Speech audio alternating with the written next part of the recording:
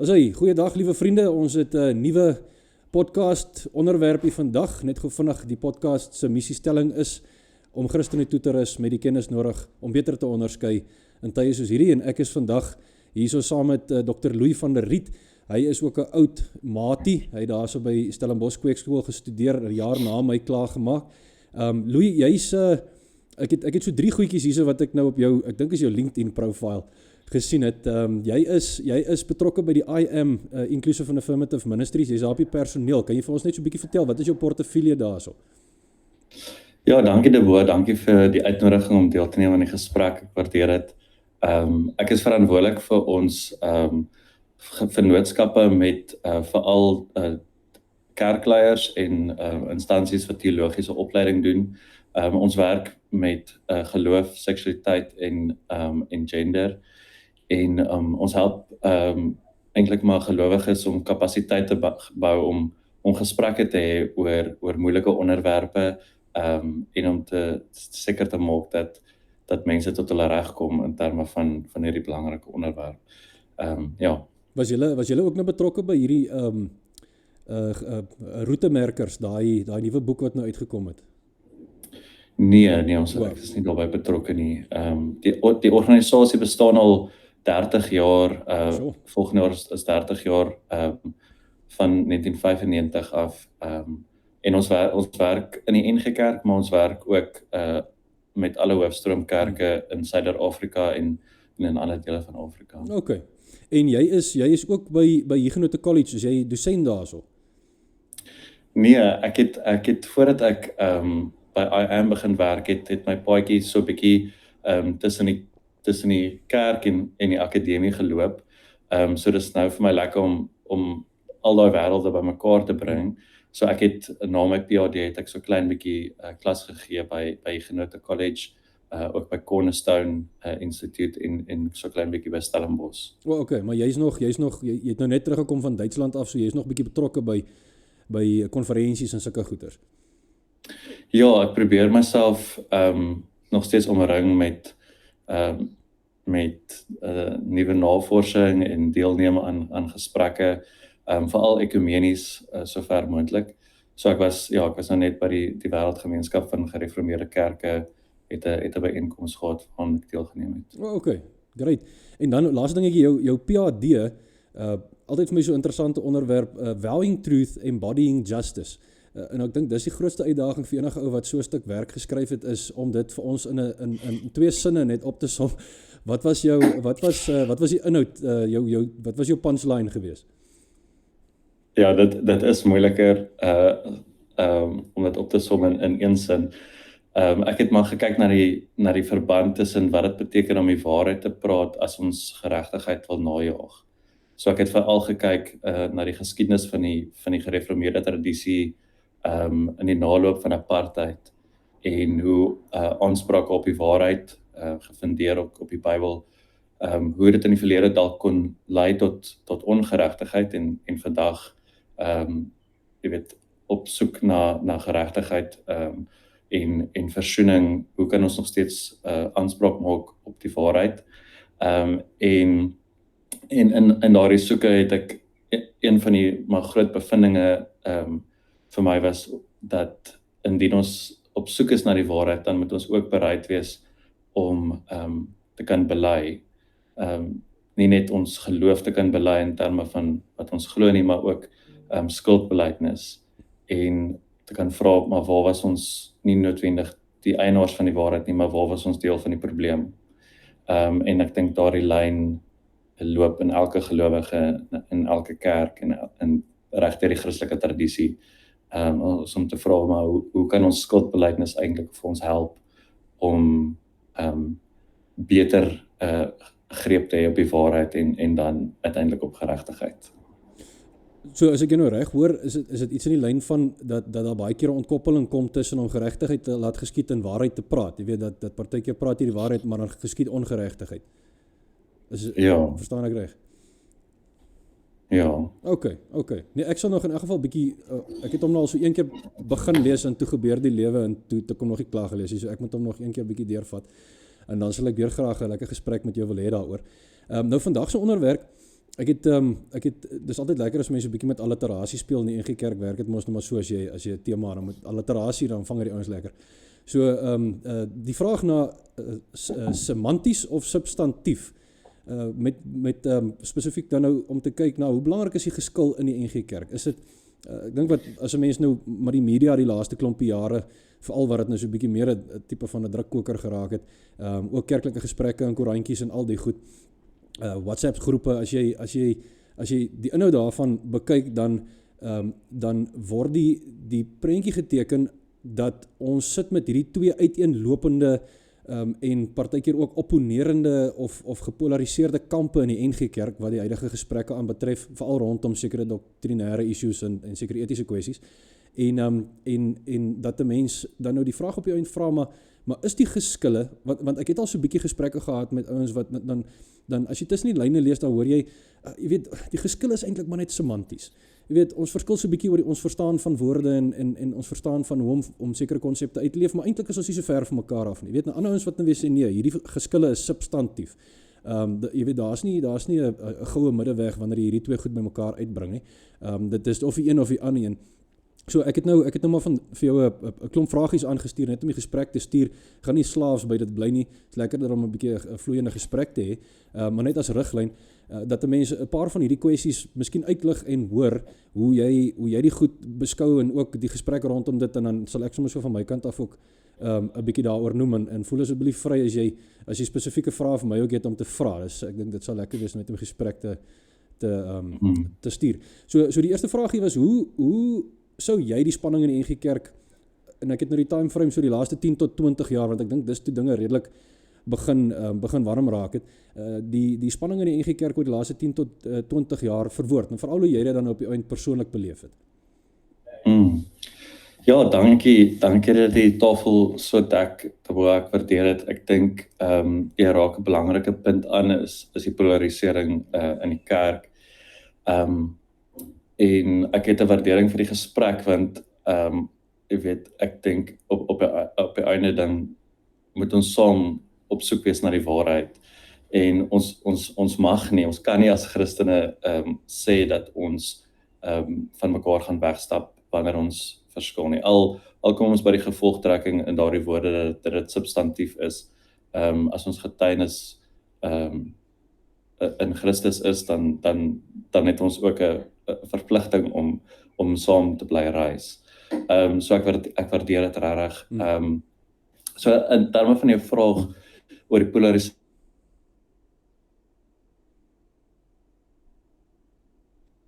bietjie ook histories te verstaan, en my eie waarneming daaroor is dat die polarisering in die NG Kerk spesifiek, wat ek dink nog ons geskoei is rondom die gesprek rondom seksualiteit en selfde geslagverhoudings, is nie noodwendig so nuut of anders as vorige geskille in die kerk nie.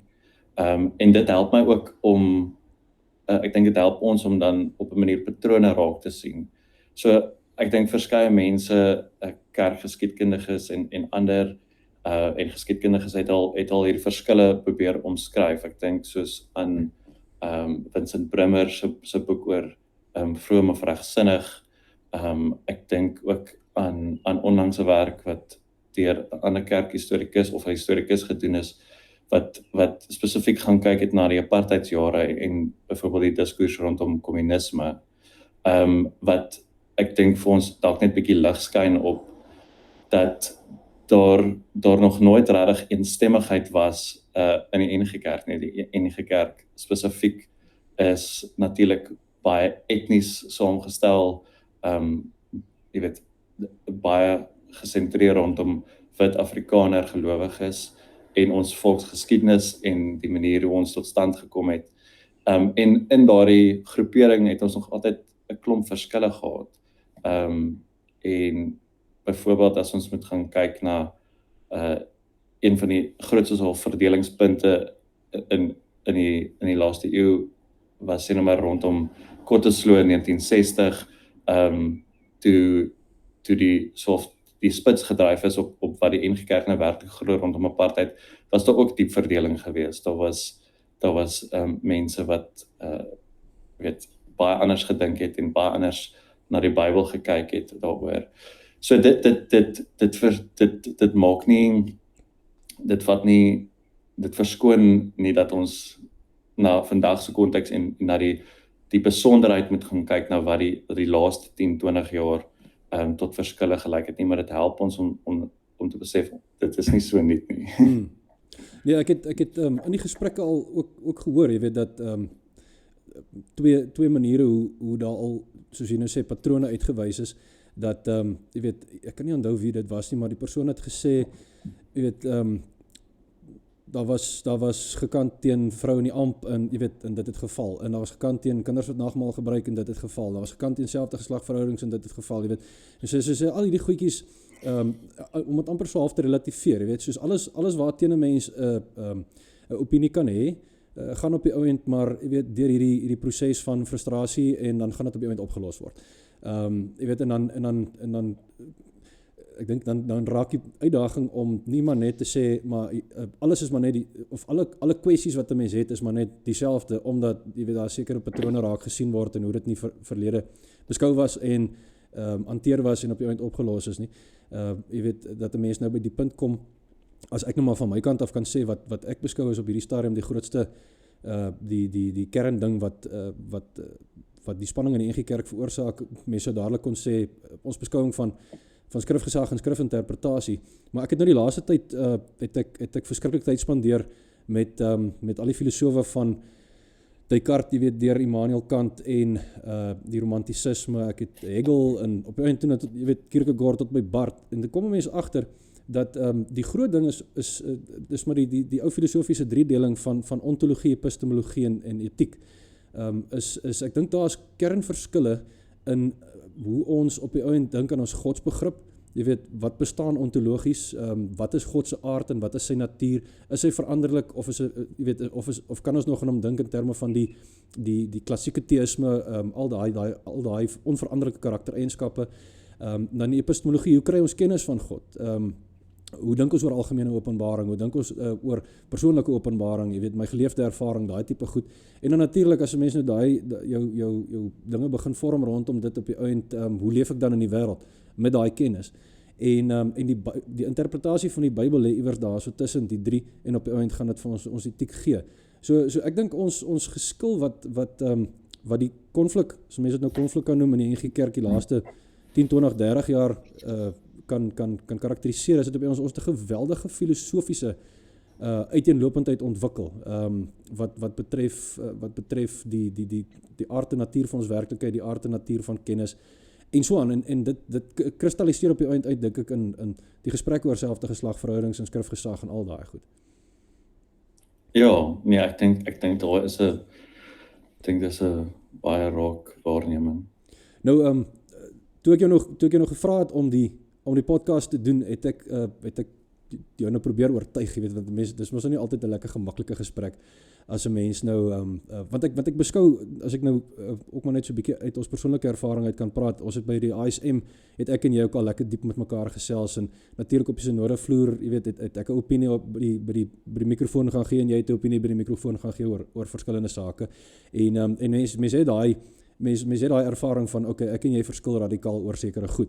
En toe dink ek, okay, nou hoe gaan ek nou vir Louis oortuig om hierdie gesprek met my te hê? En toe ek jou nou uitgenooi het, toe gooi ek dit nou in die boeg van, jy weet, ek en jy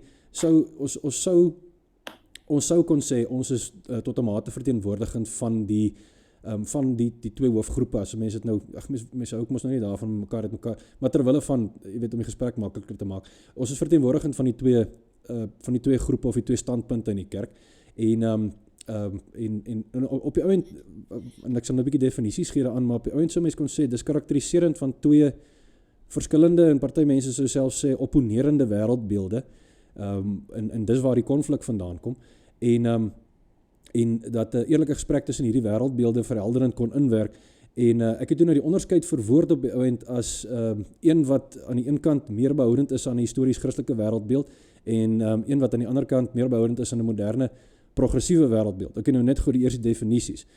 Wêreldbeeld vir my is die raamwerk of die beginsels wat my begelei na antwoord op die groot vrae van die lewe. Wie is ek, wat maak ek hier en waarheen is ek op pad? En natuurlik alles wat jy daaruit kan trek. En toe ek het sommer vir jou ook aangestuur, Alisa Childers het so 5 punte gegee van wat sy sê kenmerke is van 'n meer progressiewe wêreldbeeld. En die eerste enetjie is 'n verlaagde beskouing van die Bybel.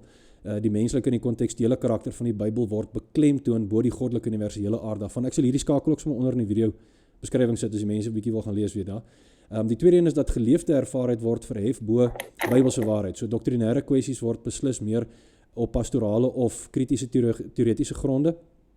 Nie soseer op histories grammatiese of belydenisgronde nie. Die derde punt is kern Christelike doktrines is oop vir herinterpretasie. So feitelikheid is nie 'n voorwaarde vir waarheid nie. Ek dink jy sou seker 'n bietjie met dit ook te doen gekry het in jou PhD. Goed soos diversiteit, gelykheid en inklusiwiteit word hekwagters of 'n lakmoestoetsie vir die legitimiteit van doktrines vandag, kan ons van die goed nog aanhang. Vierde enetjie, historiese terme word herdefinieer. So ek sê altyd vir mense, ons gebruik dieselfde woorde, maar ons het verskillende woordeboeke. Wat my altyd vreeslik baffle is 'n mens as 'n mens hierdie verskriklike geskille in die kerk het en ons almal sê vir mekaar, maar ons glo die Bybel is die woord van God. Jy weet, die enigste gevolgtrekking wat ek het is ek verstaan woord van God anders as wat jy dit byvoorbeeld verstaan.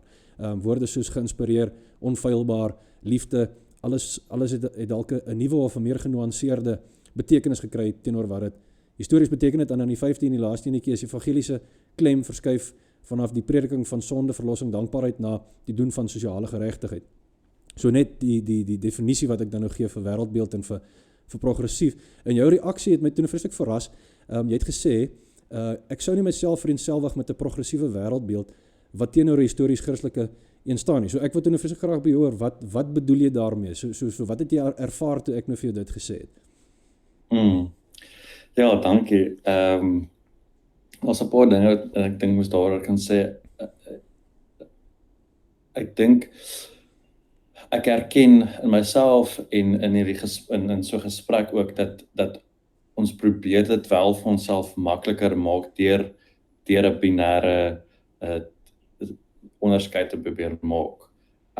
Ek dink dit en ek is versigtig daarvoor want ek dink daar's ietsie wat verlore gaan daarin, die nuance en die kompleksiteit van die saak as ons myself net in kampe wil sit en maar dit is eintlik vir my 'n gevaar daarin is dat ons so goed raak om die ander te kan anders maak en te kan omskryf en in 'n kamp te kan sit sonder dat ons noodwendig dieselfde moeite doen om onsself te verstaan en ons eie posisie te verstaan. Want wanneer ons iemand in 'n kamp kan sit en 'n label kan gee en in 'n sulke diskurs kan plaas, dan verlig dit ons so 'n bietjie om te verstaan waarmee ons werk, maar ek dink daar's 'n klomp gevare daarin. So byvoorbeeld, ek meen hierdie beskrywing van progressiewe wêreldbeeld waarna jy verwys het, ek sal my moeilik kan vereenselwig met enige van die punte wat al gelys word. Okay. Ja, so ek meen mens sou nou in diepte kon gesels oor elke een van daai seker. Maar ek dink net die beginsel van 'n binêre gesprek ontneem ons van die geskenk van mekaar werklik raak te sien as medegelowiges, as mense wat weet wat kompleks is en medegelowiges in wie God aan die werk is en mee besig is en so aan. So daarom die verskywing vir my van 'n so 'n standpunt gesprek na storievertelling of na geleefde ervaring is vir my ontsettend belangrik. Dit is nie vir my om 'n verlaagde autoriteit of plek aan die Bybel toe te ken of aan die tradisie nie. Dit is eintlik juis om ons ervaring en ons verhouding tot die Bybel en ons belewenis en ons verstaan van die Bybel te ag wanneer ons ons stories kan vertel en wanneer ons met mekaar kan deel hoekom dit is, jy weet, wat ons glo, hoekom glo ons dit, en wat 'n verskil maak dit, hoe ervaar ons God in dit, dink ek, laat dit ons dan toe om God werklik raak te sien in die ander, want die gevaar vir my is en hierdie raak so klein bietjie aan my PhD se onderwerp is ook, jy weet, vir my is die soeke na die waarheid van veel groter waarde as om die eienaar van die waarheid te probeer wees en dit te probeer verdedig. En daarmee sê ek nie dat ons nie oortuig kan wees of substantiëre geloofsuitsprake kan maak nie, maar die gevaar weer eens daarin is om te seker te wees van myself, van my eie standpunt, is dat ek op die einde dan ook nie God nodig het nie.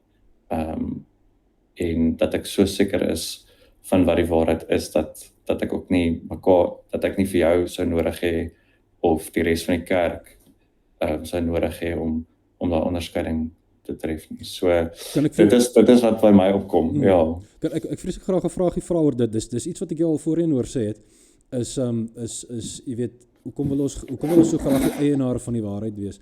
En my vraag oor en ek dink ek het met Prof Nelis se onderhoud het ons ook so 'n bietjie rondom dit gepraat, is as ek sê dit is goed om te soek na die waarheid. Jy weet, soos wat jy nou gesê, dis 'n goeie ding, dis iets wat 'n mens moet aanmoedig en dis iets waarmee mense moet besig wees. Maar jy skets 'n negatiewe prentjie van om 'n eienaar van die waarheid te wees. Met ander woorde, wat is hierdie waarheid waarna ek dan soek? Hoe weet ek soek vir die regte ding? En hoe weet ek kry hom? Jy weet, so dis ek probeer altyd maar so 'n bietjie as 'n mens 'n analoog, jy weet, as ek my foon iewers neergesit het en ek het vergeet waar hy is. Nou soek ek na hom. Maar ek weet waarvoor ek soek en ek weet wanneer ek hom in die hande gaan kry, dan het ek weer my foon in my hand. Is dit nie 'n goeie analogie vir soeke na waarheid nie?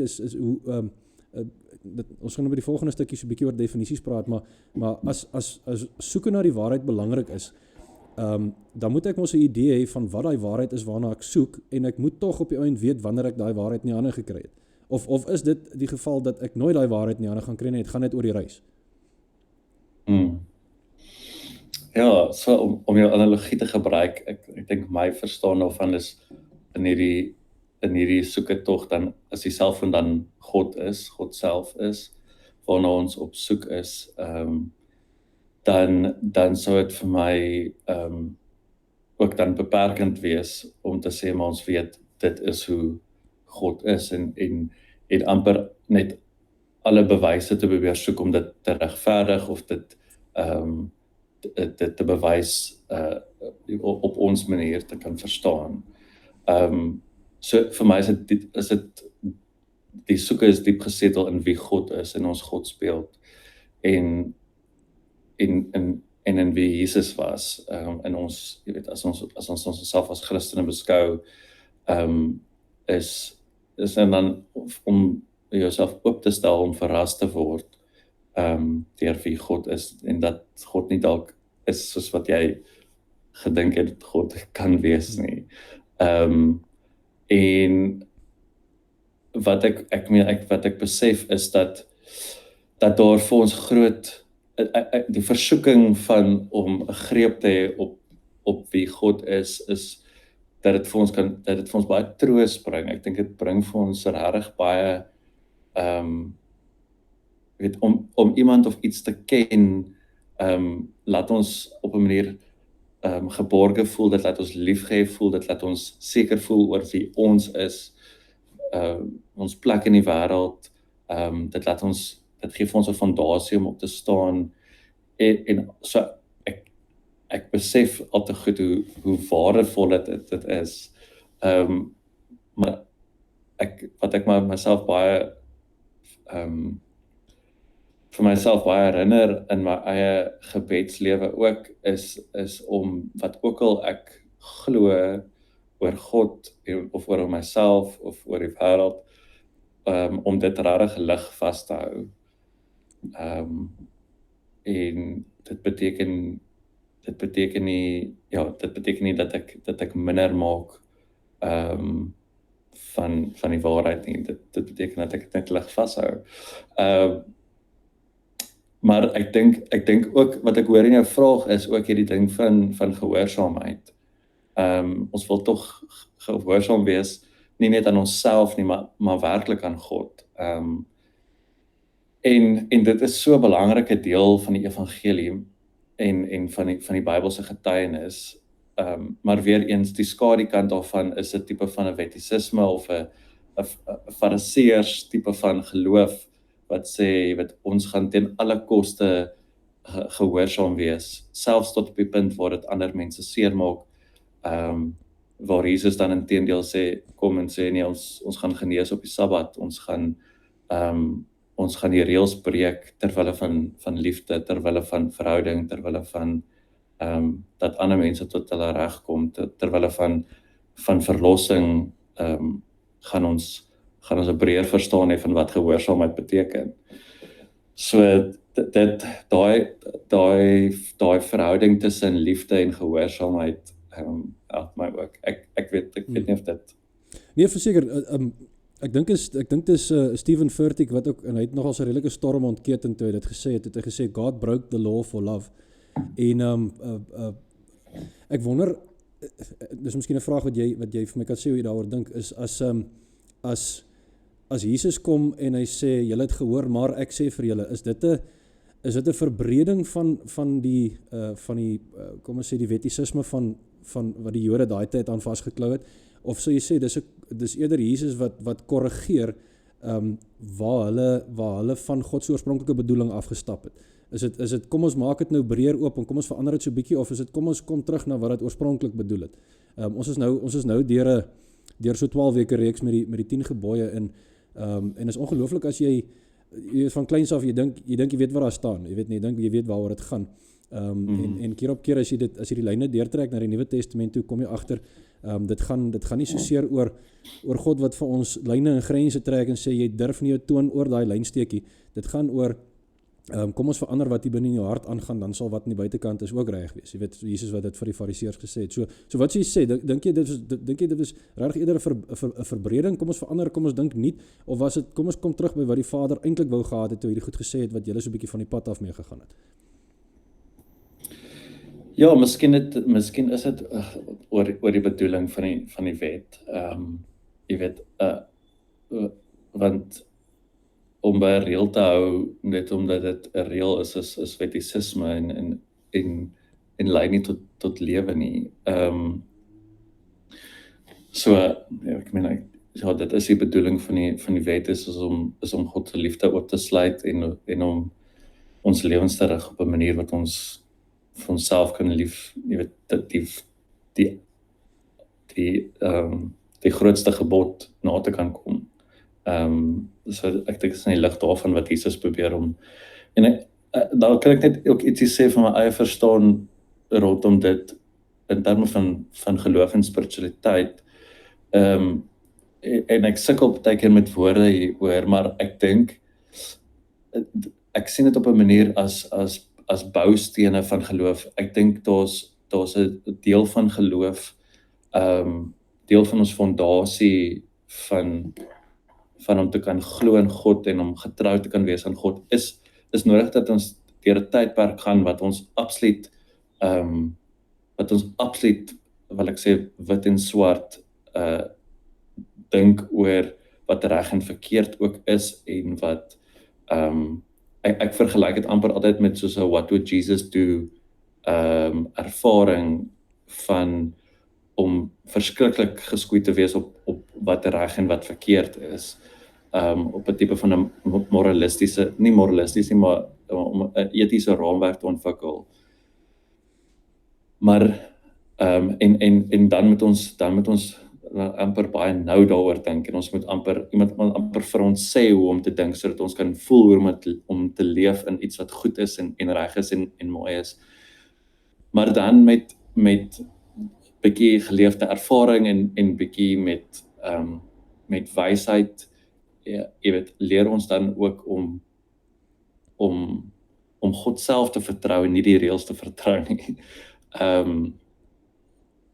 Jy weet, ek weet nie of dit sin maak nie. Ek dink dit en dalk spreek dit ook dalk tot verskillende spiritualiteite en dit is nie ek dink om net aan te sluit by die groter tema van ons gesprek is ek dink ons maak baie keer van hierdie verskille in die kerk ook soos wat jy sê al die groot filosofiese woorde ontologies en epistemologies en moreel-etiese verskille maar dit is eintlik maar ook net verskillende uitdrukkings van spiritualiteit en van geloof en wat dit beteken om God raak te sien want God is in al daardie ek dink nie die fariseërs het nie iets verstaan van God se karakter en wie God is en was so te sê jy weet heeltemal in die duister nie hulle het net aangedring op net hulle manier dalk van glo wanneer God sê elke keer wanneer jy dink daar is een manier of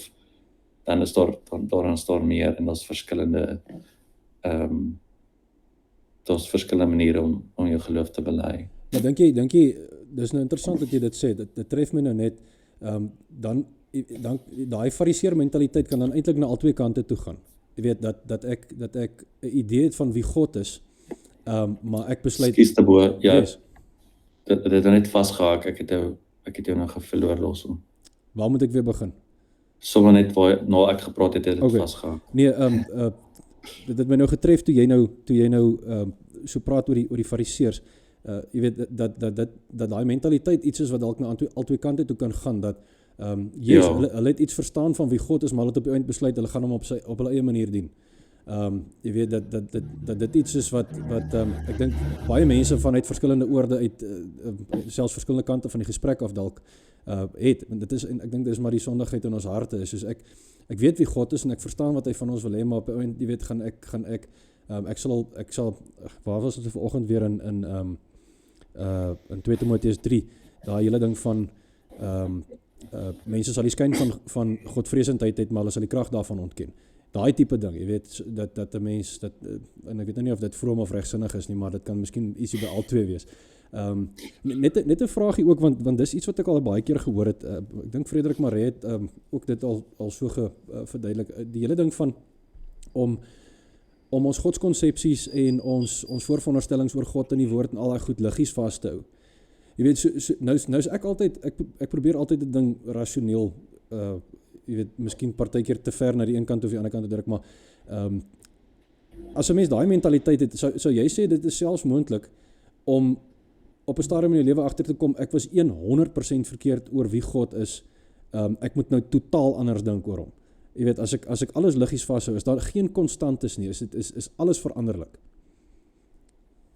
En hoe bepaal jy? Ja, ek dink dis maar as ons maar net dink aan die mense vir wie ons lief is en hoe moeilik dit is om soms vir hulle lief te wees. Maar liefde beteken vir my dan om werklik toe te laat dat jy verras kan word en dat jy nie 'n totale greep het op iemand nie. So ons kan op geen punt kan jy dalk vir jou vrou of iemand vir hulle partner sê, weet maar dit is hoe jy is en dit is hoe ek wil hê jy moet wees en dis hoe ek glo jy is nie. Maar dit beteken nie ons kan nie in verhouding wees nie en dit beteken nie ons kan nie die persoon ken of God ken nie. So ja, ek dink dit is vir my die verhoudingsaspek is vir my waarop dit neerkom. Ja, ek maak altyd so die grappie met voorhuwelikse kategese en dan sê ek nou partykeer dalk so 'n bietjie simpel, maar 'n vrou trou met 'n man in die hoop dat hy dieselfde sal bly, in die hoop dat hy sal verander, dan bly hy dieselfde, en 'n man trou met 'n vrou in die hoop dat sy dieselfde sal bly, dan verander sy. Jy weet, en ek wonder altyd net, dis eintlik 'n verskriklike goeie voorbeeld van ons verhouding met God op die ouend is ons het nou die dag die leesrooster teks so 'n bietjie saam gelees hier so 'n klomp predikante in Namibia. Ek kan nie onthou wat se psalm dit was nie. Maar wat ek toe nou met die een tannie na die tyd in so uitbreek gesprek gesels het, was dat jy kan nie iemand vertrou wat jy nie ken nie. Jy weet, ten minste tot 'n sekere mate ken nie. En jy kan ook iemand vertrou wat vandag so is en môre iets anders is in die dag daarna iets anders, dan moet konstantes wees. So vir my is dit belangrik in my verhouding met God dat ek weet en dis waar ek dink die klassieke metafisika, die klassieke teïsme ons help wat sê God is onveranderlik in vandag en môre en altyd dieselfde. Is ek kan vertrou dat die God met wie ek vandag te doen het, dieselfde God is môre en oormôre en volgende week en volgende jaar. En daarom kan ek hom vertrou. 'n God wat veranderlik is of 'n God wat vloeibaar is of so iets. Ek weet nie hoe jy so 'n wese kan vertrou nie. Ek weet nie of jy dieselfde ervaring het nie. Ja, ek dink iets wat Calvin reeds gesê het en baie ander mense ook in die gereformeerde tradisie is, jy weet, ek dink kennis van God en kennis van onsself is twee kante van dieselfde muntstuk. En daarom is 'n reis van na God kennis vir my ook om onsself diep te leer ken. So om dit so ook op 'n ander manier dalk baie konkreet te maak is en die ding op die naam te noem, jy weet, so die gesprek rondom is homoseksualiteit nou sonde of nie. Wat dink God daaroor? Is dit reg of is dit verkeerd? Wat is jy weet, en daar kom ek terug na om dit te toets in my eie lewe of dit vrug dra, jy weet,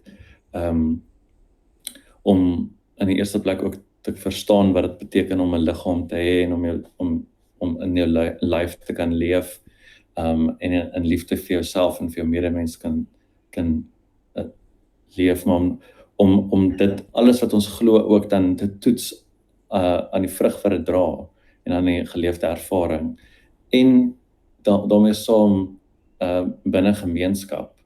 So vir my is ook geïmpliseer eintlik in wat ons al reeds gesê het is dat hierdie soeke na die waarheid en of wie God is dit moet altyd in gemeenskap wees met mekaar, met die kerk, met medegelowiges.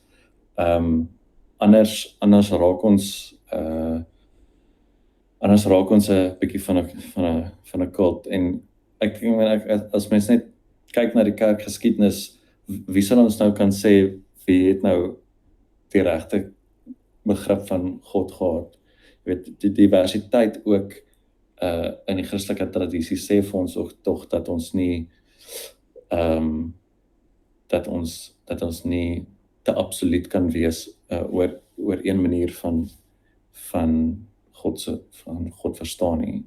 Maar wat sou jou ook die twee vrae, die eerste een kan ons goed teruggaan na jou vrugding toe. Okay, so jy sê jy toets dit wat jy doen aan of dit vrug dra en hoe sou jy daai vrug definieer? Dit moet mos deur die raamwerk wees waardeur jy jou evaluasie doen. Hoe definieer jy wat is daai vrug wat moet tevoorskyn kom voor jy kan sê alright, hierdie ding is reg? Ja, ek dink sonder om te vereenvoudig, gaan dit maar oor liefde. Het gaan oor maar ook ja, dit en saam met dit so of ek dink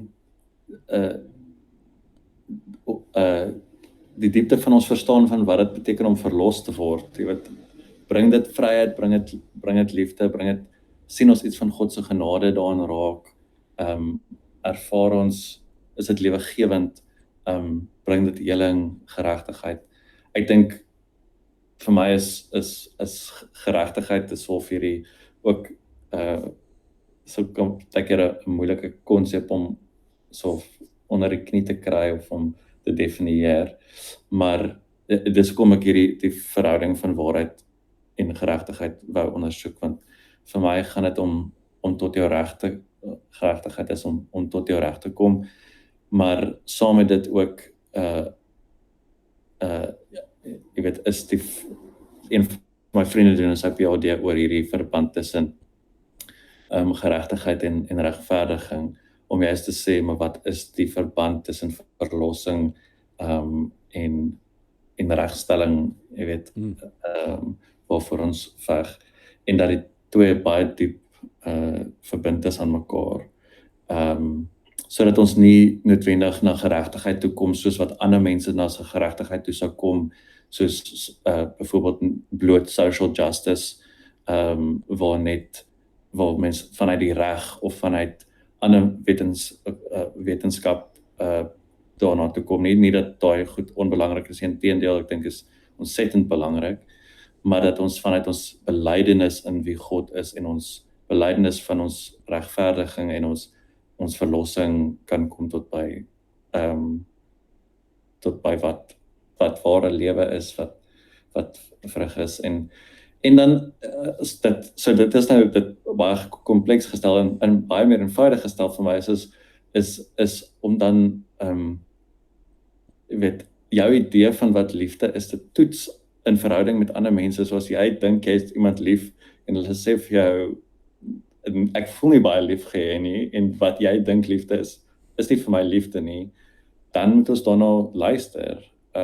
So as ons om het dan nou meer konkreet te maak, sê love the sinner, hy het 'n sin wanneer dit kom by homoseksualiteit. Dis vir my 'n wanbegrip van wat dit is om daai vrug te kan verstaan, want dit is onmoontlik om iemand werklik lief te hê as jy byvoorbeeld dink laat iemand werklik lief voel as jy dit wie hulle is as sonde beskou en dink dat hulle op 'n manier nie in God se wil leef of iets nie. Ja. Nee, want ek wonder altyd net, ek werk mos nou maar baie met tieners en goed ook, en dis een van die goedjies wat maar stereotypies uit van daai tienergesprekke uitkom, is as 'n mens nou liefde op die einde vir jouself definieer, of in gemeenskap met ander mense definieer, en daar's nie dis mos nou maar my ding, is, jy weet, daar moet 'n absolute ding wees wat ek van kennis kan kry. Jy weet, alles kan mos nie maar net hier op 'n menslike vlak uitgefigure word, want almal het snaakse idees.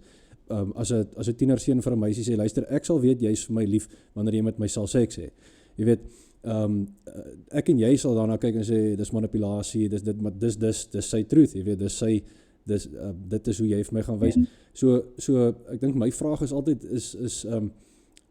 as ek vir jou gaan vra of iemand anders gevra en vir die derde en vir die vierde en vyfde persoon, almal gaan vir my so half 'n ander definisie van of 'n ander nuance gee rondom hoe verstaan ons liefde en wat sal vir my die teken van liefde wees en so aan. So dis vir my 'n moras wat nie noodwendig vrug kan lewer om 'n definisie vir liefde gaan soek wat bevredigend is vir alle mense, so nie. Jy weet, ek sou sê daar moet iets buite die menslike ervaring wees wat vir ons sê dis hoe liefde lyk. Jy sou 10 na die res van die vrug van die Gees ook gaan, jy weet, vreugde, vrede, geduld, vriendelikheid, goedhartigheid, nederigheid, selfbeheersing en daai goed en op die eind kan ek en jy 100% saamstem oor ja, daai woorde is verskriklik belangrik wanneer dit kom by hoe toets ek of iets vrug dra, maar op die eind wat die deurslag gaan gee is, maar hoe definieer ek elkeen van daai terme? Jy weet, vir my gaan dit miskien anders lyk as wat dit vir jou lyk, en op die eind maak dit daai term eintlik kragteloos, want ons dink verskillend daaroor. Of maak dit nie vir jou sin dat 'n mens verskillend dink, of maak dit nie vir jou saak dat ons verskillend dink oor dit, solank ons saamstem oor die konsep is belangrik. Ek meen, kom as ons dit baie konkreet moet maak oor die sommer gesprek oor homoseksualiteit. Ek meen, so ek werk elke dag met gay mense, met LGBTQI mense, so mense wat 'n diversiteit van ervarings het rondom seksualiteit en gender. En dan as jy so om wat ook al mens glo te toets in mense se geleefde ervarings en dit werklik ernstig op te neem, dink ek dit is 'n diep vorm van onderskeiding. So as ek net na my eie lewe kyk en gekyk het, jy weet, vir 'n tyd lank in my lewe het ek geglo byvoorbeeld om gay te wees is sonde. En waantoe het dit my gelei? Dit het my na 'n plek gelei van skaamte, dit het my gelei na 'n plek van miskenning van wie ek is, van enige vorm van verhoudings, van liefde self, van romantiese ervarings. Dit het my ontneem van 'n wesenlike deel van my menswees. En so ek kon die vrug daarvan sien, en die teendeel wanneer ek opnuut ek kon dit herdefinieer van wat dit beteken byvoorbeeld om tot my reg te kom en om dit te aanvaar en dan die vrug daarvan te sien dat ek lewe nie meer in skaamte nie, ek lewe nie meer in onderdrukking nie, ek lewe nie meer in miskenning nie, ek kan myself toelaat om soos dat elke persoon wat ons wat wil kies om in verhouding en in liefde te lewe, dit kan doen. Die teendeel is net soveel mooier en beter en die vrug is daar. Ek sien dit elke dag wanneer ek gay mense trou, byvoorbeeld, dat dit niks anders is as 'n heteroseksuele huwelik nie. So dis waar ek per se my kennis vandaan kry of weet dat mens op die regte pad is as jy sien dit net werklik in mense se lewens. So ja, ek weet nie of dit jou vraag beantwoord nie. Nee, verseker. So kan ek net nog een ding daaroor sê, soos 'n manier wat ek dit altyd verwoord ook in die gesprek in die kerk, is om te sê ek is nie pro-gay nie. Ek het nie 'n standpunt oor gay wees nie. Ek is gay. Niks gaan dit verander nie. Ek glo dit is 'n wonderwerk dat God my so gemaak het. Ek dink God het gekies om my so te maak en ek gaan leef in daai waarheid. Ek gaan leef in daardie beliggaaming wat God my gegee het. En ek het dan nie nodig om myself te verdedig op 'n manier of myself reg te probeer bewys nie. Ja. Nee, ek hoor jou. Ag en dankie ook vir die persoonlike deel. Ek werk baie met beginsels in my kop en as 'n mens as ek nou sê maar baie kras net in een sinnetjie kan sê wat ek sê nou maar by jou hoor in terme van hoe bedryf ons dan nou etiek is of hoe maak ons 'n besluit oor etiese saak is as dit jou gelukkig maak, doen dit. Is dit wat jy sê of is dit nie wat jy sê nie? Nee, ek dink nie dis wat ek sê nie, want dan het mens 'n tipe van 'n mens tos jy weet slim woorde daarvoor, soos jy weet dat mens net Hedonisme. Hedonisme of wat ook al. So ek dink omdat jy weet ietsie soos homoseksualiteit, omdat dit gaan baie oor verlange en die Engelse woord sê dit eintlik lekker is desire. En ek dink in ons geloof is dit nogals dit is iets wat ons so 'n bietjie van 'n boogeyman gemaak het, ietsie wat ons gedemoniseer het op 'n manier om sê om toe te laat om te luister na jou eie verlange is verkeerd, jy weet, is sondig, is vergeertes. Dus en dit is maar dit is eintlik vir my 'n groot sleutel tot wat geloof is. Maar dit beteken nie dat daardie begeertes nie getoets moet word, jy weet, in gemeenskap en aan die vrug daarvan nie. So jy weet die argument dat as ons nou homoseksualiteit toelaat, weet waartoe gaan dit lei? Gaan dit lei na pedofilia en na jy weet wat ook al, dat ons net alles by die venster uitgooi.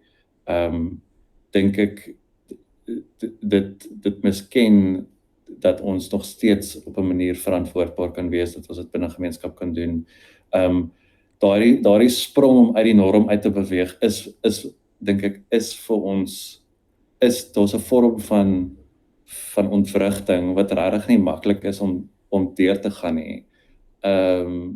En ons moet mekaar help met daardie ontwrigting, dink ek. Soos ek dink ons moet erken dat dit regtig dalk moeilik is om te verstaan hoe iemand jy weet kan gay wees, jy weet, of om te kan verstaan dat dit vir iemand sou vervullend wees of dat jy weet, maar dan moet ons mekaar vashou in dit, en ons moet mekaar help deur daai ontwrigting, en om te kyk na wat gebeur wanneer ons toelaat dat dominees selfde geslagverhoudings bevestig. Dit vat niks weg van die kerk af nie, inteendeel dit voeg net iets by, dit verruim die liefde in die kerk, dit verruim wie welkom voel, dit verruim hoe mense tot hulle reg kom. So daar's ook nie 'n morele, die morele speelveld is nie gelyk nie, want dit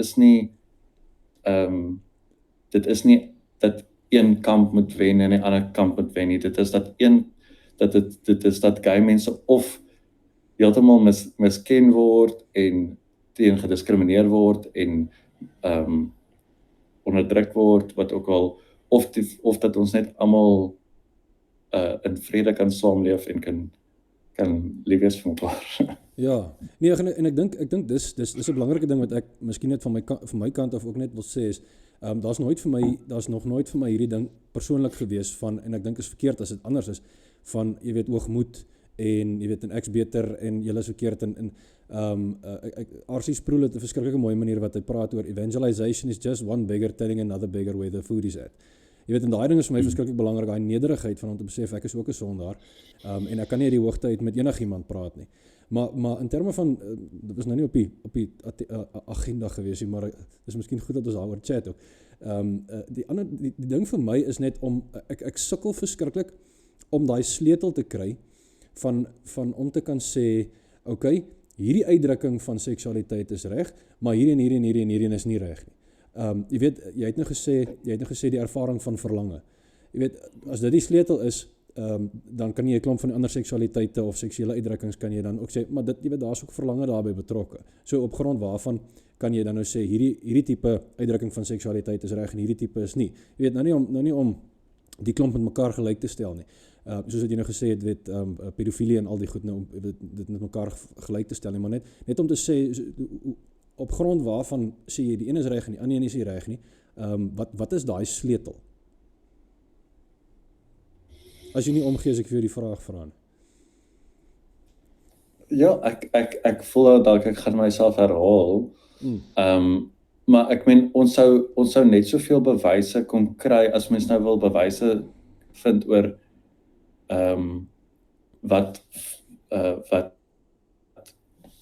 dat heteroseksualiteit, die skade wat dit kan aanrig, die manier wat mense weet die onreg wat plaasvind van wat mense jy weet binne die raamwerk van 'n heteroseksuele huwelik of dat verhouding nog steeds sonde gepleeg kan word binne daai raamwerk. Ja, so dit dis nie byvoorbeeld die Bybelse getuienis oor verhoudings is jy weet, ons het sekere goeders verabsoluteer en ander, jy weet, en dit die kern gemaak van wat 'n suksesvolle of 'n, jy weet, 'n Bybelse of genoemde huwelik is. So wanneer kom by ietsie soos verhoudings, jy weet, weer eens, jy weet, laat dit mense tot hulle reg kom, laat dit mense floreer in die beste sin van die lewe, laat dit hulle in liefde laat lewe, is dit skadelik, ja. En weer eens, ek dink getoets in gemeenskap, dit is soos dat om nie iemand, jy kan nie, ja, dis kom jy dan moet wees vir die tieners om vir hulle kan sê, nee, dit is nie, op hierdie punt, het jy nodig om eerder die reëls wat ek vir jou gee te volg, as om in jou eie, jy weet, belange te maar ja, dit is meer grys, dit is definitief meer grys. Ja. Nee, ek dink die groot ding vir my is waar die bal kom, ek weet nie of jy hom ken nie, maar hy het vir my, en ek gebruik dit maar meeste van my huweliksvoorbereiding en huwelikspreke ook, is, en dan wil ek sommer net nou na die laaste punt, ons is al amper 'n uur in die gang, ek weet jou tyd is kosbaar. Wat hy sê, daar's 3 funksies wat God in die huwelik ingebou het. En hy sê dit so lekker in Engels, hy sê procreation, illustration en sanctification. En hy sê dis die 3 funksies van die Bybelse huwelik is 'n goddelike nageslag, is daai Efesiërs 5 die verhouding tussen man en vrou is veronderstel om die verhouding tussen Christus en sy kerk te illustreer. En dan die laaste een natuurlik heiligmaking, die bekamping van selfsug en van persoonlike begeertes en om jou te help om die ander een bo jouself te stel. So jy weet as jy nou praat van mense het 'n idee verabsoluteer die sogenaamde Bybelse huwelik prentjie dan ek sien nie as jy daai 3 funksies uithaal en ek het nou baie verder gekyk, jy kan alles omtrent onder daai 3 insit wanneer dit gepraat word oor die huwelik. Ek sien nie hoe jy 'n ander prentjie van die huwelik kan kry wat aan al 3 daai funksies gestand doen as die Bybelse huwelik nie. So dis hoekom dit vir my verskriklik moeilik is om te sê ja, ag, jy weet, ons moet nie so ernstig wees oor wat die Bybel oor die of om een spesifieke uitdrukking van die huwelik te verabsoluteer nie, jy weet. Vir my is dit ek kry nie binne daai raamwerk genoeg ruimte gelaat vir enigiets anders as die huwelik tussen man en vrou nie. So jy weet, op 'n pastorale vlak voel 'n mens baie keer en ek dink daai keer het ek en jy nogal so lekker hart to hart gehad by die ISM. Jy weet, op 'n pastorale vlak bloei mense hart, jy weet, maar op die kop en die hart van mekaar af los te maak is vir my 'n onmoontlike ding. So maar die laaste netjie, ek dink dis ook wat ons oor gepraat het met daai lekker diep gesprek van ons is die vraag in jou persoonlike opinie, is daar sekere goed wat 'n mens maar kan agree to disagree. Die term wat nou in die kerk rondgegooi word is, jy weet, ons is vasgeloop en dis alright. Kom ons wees vasgeloop en kom ons gaan aan van daar af. Gavin Ortland het so 'n boekie geskryf, Finding the Right Heels to Die On. En ek dink dit het vir my nou nogals gehelp. Hy praat van theological triage. Triage is mos nou as jy by die hospitaal kom en daar lê 6 mense en jy moet nou besluit wat se een help jy eerste. Jy help gewoonlik die een wat naaste aan dood is. Jy weet, so daai is die belangrikste. En in die kerk sê daar's hierdie verskillende vlakke van jy het kerngoed wat jy weet, as daai kerngoed vir jou belangrik is, dan kan jy beswaarlike Christen genoem word. Jy weet, dit sou nou goed wees soos die apostoliese geloofsbelijdenis en so aan, die inhoud daarvan. En dan sê dan's daar tweede orde goed wat jy nodig het vir denominasionele stabiliteit. Jy weet, dis soos ons moet almal redelik saam dieselfde dink oor die doop. Anders dan gaan ons die hele tyd met mekaar baklei oor die doop en so aan. En nie lekker kan denominasie wees en by die missie uitkom nie. En dan derde orde en vierde orde goed is hoeveel engele kan op die punt van 'n naald balanseer, jy weet, soos dit gaan nou regtig nie die denominasie of my saligheid belemmer nie. So in daai opsig is daar sekere goed waaroor mense kan agree to disagree. Nou ek het sommer so 5 punte hierso en ek wil by jou hoor. Dink jy hierdie is van die goed wat 'n mens maar oor kan verskil en dit gaan nie 'n groot verskil maak nie, of dink jy dit is van daai kerngoed wat jy weet ons moet daaroor saamstem, anders gaan ons beswaarlik saam denominasie kan wees of op die ouen swaarlik saam Christene kan wees. So die eerste enetjie is die aard en die karakter van die Bybel. As een groep baie meer 'n menslike eksistensiële klem op die Bybel plaas, dis metafories, jy weet, en dis riglyne om jou spiritualiteit vir jou te help ontwikkel, of die ander een wat sê maar dis goddelike inspirasie, jy weet, ons kan nie daarin karring nie. Dink jy die twee kan, ek dink die punt waar ek by wil uitkom op die eind is jy het in die begin gesê, en ek stem 100% mee saam, mense wat in Christus is nie veronderstel om uit hulle paaie te skei nie. Maar nou kom dit by hierdie goed, nou wonder 'n mens, jy weet, is die verskil dalk nie te groot dat dit verhinder dat ons op die ou en sinvol by mekaar kan bly nie. Iets soos die aard en karakter van die Bybel, wat dink jy? Is dit 'n onoorkombare golf, skeiding, of is dit iets wat 'n mens maar kan op sy skuif van aangaan met belangriker goed?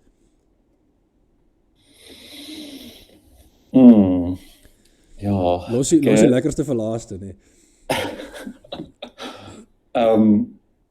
Ja, met die versoeking om het te vereenvoudig, sou ek net in my eie vertrekspunt sou wees, is ek wil glo in dit waarin Jesus geglo het. Okay. En dis nie 'n poging om baie vroom te wees nie, want ek dink nie Jesus was self baie vroom gewees nie, maar ek dink as ons verstaan van wie Christus is en ook die persoon van Jesus gebruik as die maatstaf, as die lens, as die rigsnoer, as die kern van ons belydenis, dan help dit dink ek om ons terug te bring na 'n vorm van getrouheid. En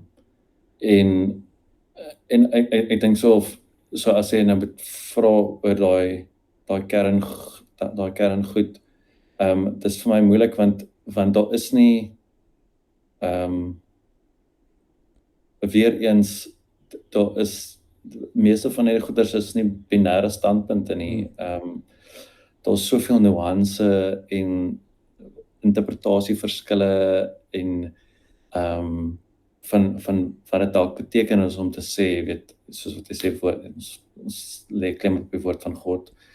So, en op daardie punt van semantiese verskille en goeders, dan raak dit vir my 'n ding van etiek en van liefde en van hoe ons werklik tot ons reg kom as mense. Alles anders is, jy weet, is dinge in ons kop of in ons harte, maar as dit nie vertaal na geleefde ervarings van liefde en so nie op hierdie aarde, vir my is dit die hoogtepunt van die verstaan van wat verlossing beteken hier op aarde, is dat ons regtig tot ons reg kom, dat ons regtig dat ons regtig en dis vir my beteken baie moeiliker, regtig baie moeiliker is om te glo dat God lewe kan bring na dood, is soms baie moeiliker om te glo as om te glo in of Jesus werklik uit die dood uit opgestaan het. Dit is 'n hele gesprek, ek glo Jesus het uit die dood uit opgestaan en ons kan daaroor praat, maar dit is vir my baie keer baie moeiliker om te glo in lewe na die dood, as om te glo in of Jesus nou uit die dood opgestaan het, of Jesus weer gaan kom, of hoe die hemel en hel gaan lyk, of weer in die hemel kom. Dit is vir my baie moeiliker om te vra, maar hoe bring ons hemel aarde toe? Wat doen ons as gelowiges aan mense wat hel hier en op aarde ervaar, wat se lewe hel is, as ons om te vra, maar hoe kom ons eendag in die hemel of in die hel? So baie keer, ek dink baie van daardie randsake, of jy weet, is goeders vir my wat dan wegvat van die kerntaak van om mekaar 'n diep liefde hê met. En dit sê ons moet dan in daardie opsig nie hierdie moeilike werk doen wat ons probeer saam doen en waarvoor ons mekaar nodig het doen nie. Ons moet nie net als reduseer tot 'n eenvoudige sof liefdesetiek nie. Maar dit is ook wat Jesus gedoen het. Ek meen, Jesus het nie 'n sistematiese teologie geskryf en gesê soos, as julle nie hierdie goeders op hierdie manier glo nie, dan is dit tickets vir julle nie. Jy weet, Jesus het sonder skaamte net in liefde probeer lewe en vir mense tot hulle reg laat bring. So ja, ek weet nie of dit jou vraag beantwoord het. Wat dink jy? Wat sou jy sê? Nee, soos wat ek sê, ek hou nogal van Gavin Ortlund se onderskeid, jy weet, tussen daar's eerste, tweede en derde orde goed, en elkeen en die heuwels waarop ons gaan sterf gaan op die goed wees wat ons sê, ouens, ons kan nie hieroor verskil nie, want dit op die ouend gee dit die aard en karakter van wat dit beteken om 'n volgeling van Jesus Christus te wees. En dan die ander goedjies, ene ouens, wil julle regtig vir 20 jaar in elke synode vergadering met mekaar oor hierdie ding beklei. Jy weet, as ons nie hieroor kan saamstem nie, dan is ons so besig met die konflik dat ons nie by die werk op grondvlak uitkom nie. En dan die ander goedjies, soos jy nou sê, daar's definitief 'n klomp goed wat ek glo, mense kan agree to disagree, wat nie jou saligheid of jou denominasie se stabiliteit op jou moet beïnvloed nie. So ek dink ek dink die belangrik op die eind is om is om met mekaar uit te maak, wat is die goed wat ek nie bereid is om grond op te gee nie, en jy nie bereid is om grond op te gee nie, en is dit van so aard dat dit beteken, ons kan nie sinvol meer verder kerk wees, soseer as wat dit miskien mag wees om te sê, op hierdie punt gaan ons paadjies nou moet skei. Jy weet, die eenheid is vir my ondergeskik aan die waarheid. Dit is hoe dit nog altyd was. Okay, nou kan 'n mens 'n lekker lang gesprek hê oor die waarheid, jy weet, maar ek beskou die waarheid as dit wat die beliggaaming van waarheid wat Jesus was vir ons kon vertel het, oor die aard van die Vader en die aard van ons menswees, en sy liefdesetiek was natuurlik afgelei van sy verstaan van wie God is, wat hy self was, maar as mens, en sy verstaan van hoe ons kennis van God kry het na die Ou Testament as die woord van God verwys, met ander woorde, dis die woorde van God wat hy self gepraat het. Jy weet, daar's 'n spesifieke volgorde in my vrees is partykeer, en ek weet jy hou nie van die woordjie vrees nie, maar my vrees is partykeer dat ons in die verkeerde rigting argumenteer. Ons argumenteer van ons eie ervarings af op na God toe, in plaas van God af na ons eie ervarings toe. Daai Gaspar Olivianus wat die voorwoord skryf van Calvin se instituties, jy weet, hy het pertinent gesê, kennis van die self is ondergeskik aan kennis van God. Jy weet, daar is 'n baie duidelike vloei van God af na ons toe, van kennis van God na kennis van die mens toe. En ek is net bekommerd as 'n mens daai ding omdraai, op die einde val 'n klomp van hierdie kerndoktrines wat nou die heuwels is waarop ons veronderstel is om te sterf, val dit plat, want ek dink dan sit ons sit die pastoraat voor ons sit ortopraksie voor ortodoksie, ons sit die pastoraat voor die doktrine, jy weet, en daar's vir my spesifieke volgorde. Ek weet nie of dit nou maar net is omdat mense kop op 'n sekere manier werk nie, maar ek sukkel om dit anders te sien. Jy weet, so vir my is die hoor wat jy ook dink, maar vir my is dit glad nie 'n semantiese verskil nie. Definisies is vir my belangrik, en as ons nie saamstem oor die definisies nie, dan is dit 'n substantiëre verskil, dan jy weet, want dis nie 'n definisie wat ek voel ek sommer uit my duim uit gesuig het nie, dis iets wat deur die geskiedenis kom, deur kerkvaders kom, jy kan so half 'n goue lyntjie trek reg deur die Nuwe Testament, deur die Ou Testament, en daar's 'n klein margin of error, jy weet, om die goed binne daardie perke te definieer. So ja, vir my voel ek die geskil in die NG Kerk is absoluut substantief. Ek wou nou vir jou nog so 'n bietjie gevra het oor jy weet, hoe die politiek, dis mos eintlik half alles oorheersend vandag, jy weet, dit oorheers die kerk, dit oorheers vriendegroepe, dit oorheers alles, veral die interseksionele politiek, identiteitspolitiek en al daai goed, hoe dit mense in boksies sit, alhoewel ons sê dis verkeerd om mense in boksies te sit, jy weet, ek het dit self beleef in gesprekke met personeel wat saam met jou by IM is, in 2017, 2018, toe dit so half my groot awakening rondom al hierdie goed was. Jy weet, en dan val 'n klomp goedjies in plek, en jy kom agter, hier's waar hierdie gemors vandaan kom, hier's waar hierdie konflik vandaan kom, hier's waar hierdie definisies vandaan kom, en as jy nou praat van onderskeiding of van wysheid of wat ook al, jy het soveel inligting, en op die einde dui die inligting vir jou in een rigting is. Dus jy weet, ons is net te radikaal verskil van mekaar in terme van ons ontologie, epistemologie, en hoe dit op die uitvloei in ons etiek. Ek kan nie sien hoe ons by mekaar kan bly en hierdie absolute teenoorgestelde standpunte handhaaf nie. Jy weet, Chris van Wyk was mos nou hier by ons met ons predikante konferensie saam met Koenie Burger en Frederik Maree, en hy verwys toe nou na daai storie van Isak wat die 3 putte gegrou het. Die eerste put wat hy toe grou, toe kom die Filistyne en sê, maar dis ons water hierdie, en toe noem hy dit Risi, en toe grou hy die volgende put, en toe kom die Filistyne en sê, dis ons water hierdie, toe noem hy dit, wat het hy dit genoem? Ek het beswaar, en toe grou hy die 3de put, en toe noem hy dit ruimte. Ruimte om die rigting in te slaan wat ek glo ek moet inslaan, jy weet, sonder dat die mense die hele tyd met die mense met die absolute teenoorgestelde idees.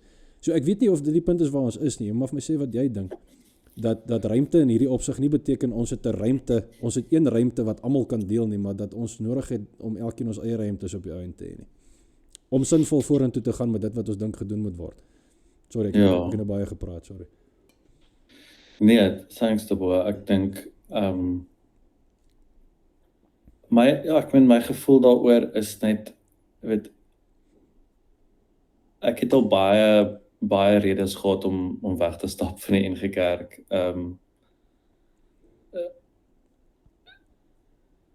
Juist om die NG Kerk 'n plek geraak het waar ons soms argumente, standpunte wou handhaaf eerder as om daardie pastorale taak aan te pak en om dit te toets in die lewens van mense. En so my grootste frustrasie partykeer of dikwels in die kerk is nie met mense wat sogenaamde die behoudende standpunt of die Kairos netwerk of so aan nie, is eintlik met mense wat 'n standpunt namens my probeer so handhaaf.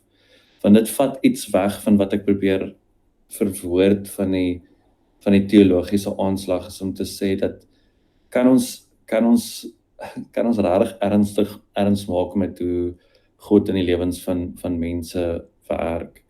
En nie hierdie standpunt, want dit is vir my 'n ego ding. Ek dink baie mense wat geveg het vir die bevestiging van selfde geslag verhoudings in die NG Kerk, vir hulle was dit 'n ego stryd gewees van om reg te wees, om hulle hoofstuk in die geskiedenis van die NG Kerk te skryf. En daar's, jy weet, ek sê nie dat hulle enigste bedoelings selfsugtig of jy weet, boos was of enigiets nie, maar daar's daai stuk ego in ons wat net wil wen en wil reg wees en wil die waarheid vashou. En dan, maar jy weet, my ding is altyd dan ook, as ons sê ons moet skuif van mekaar, wat ook al, is dit hierdie moeilike ding van, wie het nou die mag om te besluit wie is in en wie is uit? Want as ons die nagmaalstafel moet vat as 'n voorbeeld, weet, God doen nie dit nie. Daar's niemand wat nie welkom is by die nagmaalstafel nie. Daar's hierdie radikale insluiting om te sê almal bly sit aan die nagmaalstafel, want dit is God se tafel, dit is nie ons tafel, dit is nie ons werk om skeiding te skep nie. Dit is juis Christus se verlossing wat ons so nodig het, want ons skep die hele tyd skeiding en dit is ons primêre default en dit is wat ons verkies, dink ek, as mense, is om te adder en skeiding te skep. Dit is per definisie wat sonde is, dink ek, is om skeiding te skep. Maar sorry man, net oor die nagmaal, as Paulus dan op 'n stadium sê, dis moontlik om 'n oordeel oor jouself te eet wanneer jy aan die nagmaaltafel kom sit, dan is daar mos, jy weet, riglyne vir, luister, jy moet met 'n sekere gesindheid hier kom sit en 'n sekere ingesteldheid. En dis nie sommer maar net, jy kom wees wie jy is en maak wat ook al jy wil wanneer jy aan hierdie tafel is. Jy dink jy nie ook so nie? Ja, maar daar's nie voorwaardes. Dis nie God se genade, dink ek nie, is voorwaardelik op daai opsig nie. Okay. Want dit is juis in die lig van genade wat ons dan ons gebrokenheid raak sien. Dis juis in die lig van regtig baie genade. Dis as ek dit op 'n ander manier moet stel, jy weet, dit is mense van kleur, swart mense se genade teenoor my wat my laat besef hoe gevorm ek is deur ras en hoe my witheid 'n probleem kan wees en hoe my manier van gevorm wees deur ras skeiding skep en so aan. Dis hulle genade wat dit vir my laat raak sien. Net soveel is dit God se genade wat vir my en dan is dit nie 'n veroordelende tipe van 'n uitwys of wat ook al nie, dis 'n inklusiewe, dis om te sê soos om te sê waar kan ek laat gaan van dit wat skeiding geskep het om dit wat my weerhou van God en van God se liefde. En ja, so daarom daai wat ek ook net gesê het oor dat die evangelie en God se genade lei ons tot skuldbelijdenis primêr of in die eerste geval, as ons nie kan skuld bely nie, dan kan ons ook nie ons geloof bely nie. So ons moet daai sensitiwiteit handhaaf. Maar ek dink ja, so so ek dink dat die vraag is dan soos wat is dit wat so moeilik is om saam met mense wat van wie jy verskil te kan leef en te kan kerk wees. En ja, dit vat harde werk, dit vat geduld, dit vat al die vrugte van die gees, dink ek. Maar as ek God reg verstaan, as ek die sakramente reg verstaan, dan mag ons nie, dan kan ons nie, dan kan ons nie kies om uit te sluit nie. Ons kan mense wat kies om hulle self uit te sluit of om self weg te stap, kan ons die vrymoedigheid gee en sê, gaan as jy nie wil nie, maar as jy nie wil deel wees nie, maar by God se tafel is almal welkom. En dit klink baie vroom, want op die einde van die dag is daar heavy issues van mag en wie actually mag het om te besluit wie in is en wie uit is. En dis hoekom kerkpolitiek nog nooit maklik was nie. Maar Nee, maar ek dink sommer net, is ons nie in elk geval inherent eksklusief in die feit dat ons sê maar moslems en Hindus en boeddhiste en toordokters en Wicca practitioners en jy weet, hulle is nie welkom aan die nagmaaltafel nie, want hulle is die Christene nie. Is ons nie in elk geval eksklusief. Al wat ons nou gedoen het, ons het net binne perke van ek identifiseer as 'n Christen so 'n bietjie meer inklusief geraak nie. Jy weet, ons sê nie almal is welkom aan die tafel nie, want daar's op die eind is die minimum vereiste, ten minste moet jy 'n Christen wees. Dalk, ek weet nie, ek verskil dalk met jou. Ek sal nie enigiemand weerhou om deel te neem aan die nagmaal nie. Okay. Vir my is dit 'n belewenis, 'n sigbare, tasbare teken van God se genade en vir my veronderstel een of ander vorm van belydenis nie noodwendig dit nie.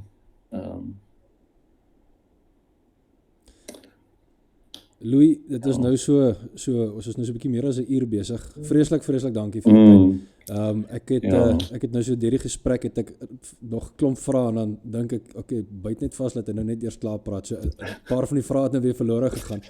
Maar dit sal nice wees om miskien weer so 'n gesprek te hê.